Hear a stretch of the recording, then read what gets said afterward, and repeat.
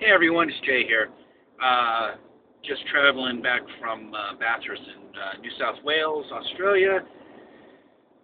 I thought I'd tell you guys about my little New Zealand trip that I had a couple of weeks back. I did do some videos of New Zealand, but they didn't turn out. There was like 20 minutes of me talking, and I had to whisper, and I can't tell you right now because it's too long of a story to tell you why I was whispering, but I was whispering, so all you heard was a.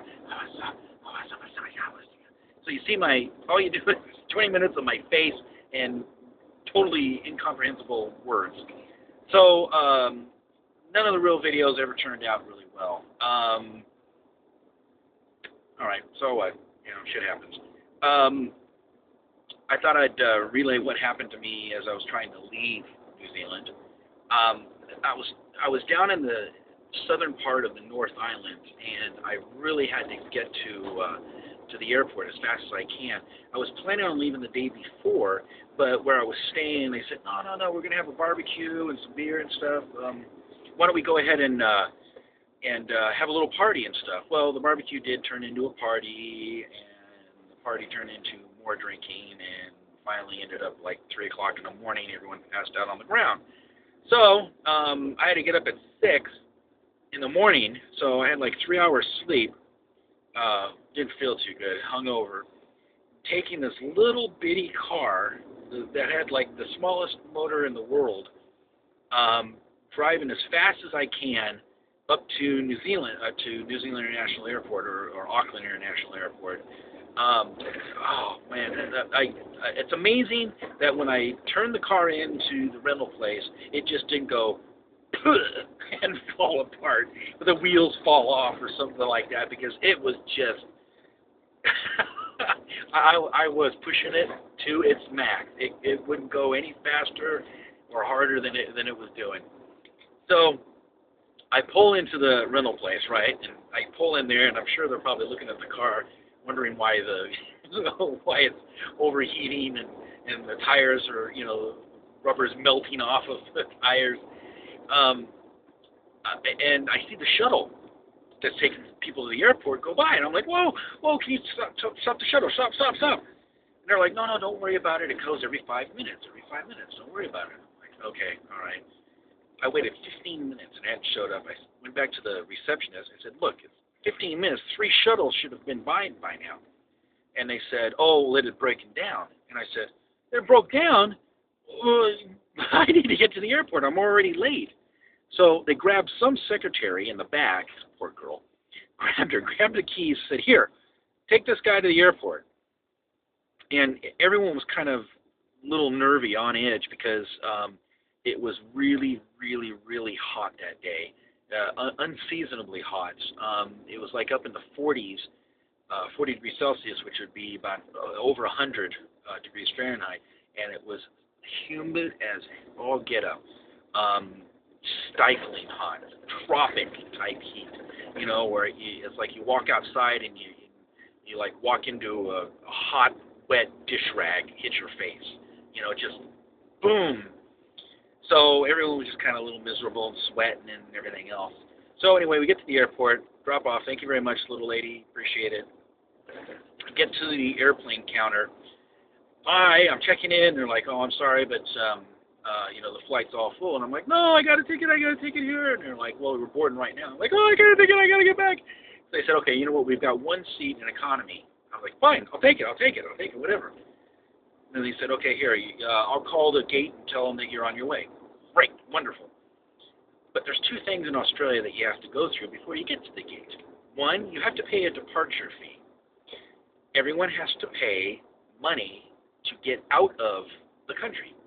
I don't know what happens if your visa runs out and they kick you out of the country, whether you pay a departure fee or not, but it's $20, and you have to pay this departure. $20 or $25? It doesn't matter. You have to pay this money to get out of the country.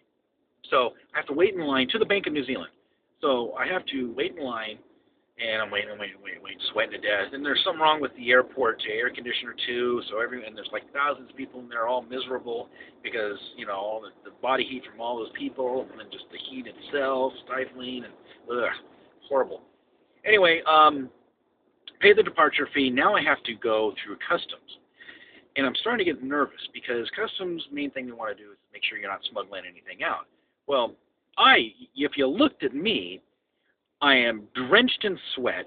I am running to the gate, or trying to get out of the country, basically.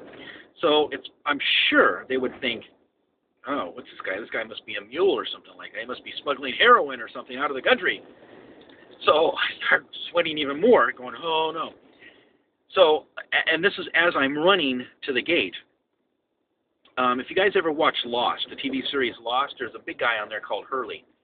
And there was a scene where he's running through the Sydney airport. And as he's running through the airport, he's like, pardon me, excuse me, pardon me, pardon me. And he's sweating to death and everything else, trying to get on this plane.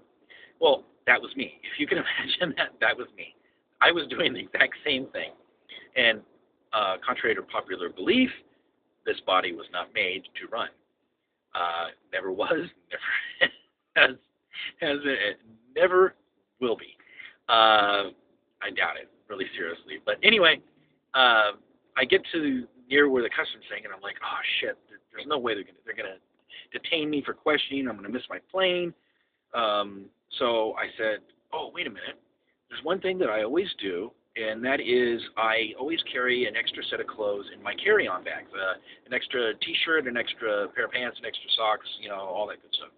So no shoes or anything, just a change of clothes, because you never know where your checked-in baggage could end up in, Bahrain or something like that. So anyway, I said, oh, I'll run to the bathroom. So I run to the bathroom, splash some water on my face, kind of clean up a little bit, switch shirts and stuff. Get up there, how you doing, Mr. Parker? No problem.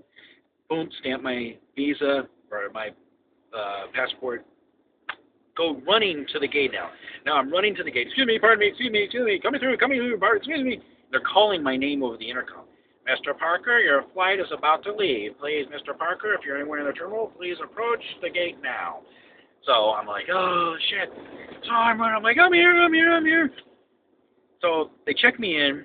I get to the airport inside the airline, and as I walk through the thing, it is totally packed. There's not a free seat except for one, all the way in the back. And, of course, everyone's looking at me because what's this fat, sweaty guy carrying a computer, carrying a backpack, excuse me, hitting people in the head and stuff. And there's one seat in the back, this guy, all of a sudden, I'm watching his face, and his face turns from, hey, great, I'm on the plane, I'm leaving, to pure fear. Holy shit, I think this guy's going to be sitting next to me. And I can understand, it's like your worst nightmare come true. A big, fat, sweaty guy sitting next to you the entire flight.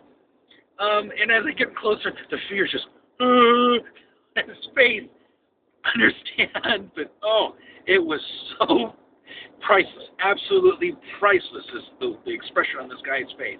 So, of course, I sit down next to him. I'm like, hey, how you doing? My name's Jake. He's like, hi, and stuff. And I explain, I say, hey, yeah, I was down in, just 5 hours ago, I was at the south of the island and all that good stuff, but ended up at the end of the flight. We were good mates, at the end of the flight, but that was just funnier than hell, that the way the guy's face just dropped. It just pure fear.